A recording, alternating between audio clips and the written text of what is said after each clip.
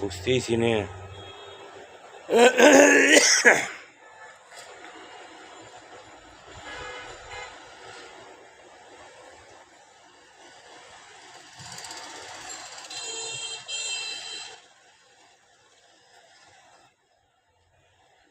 লাগেতে লাগে না, ধরেতে ধরে না।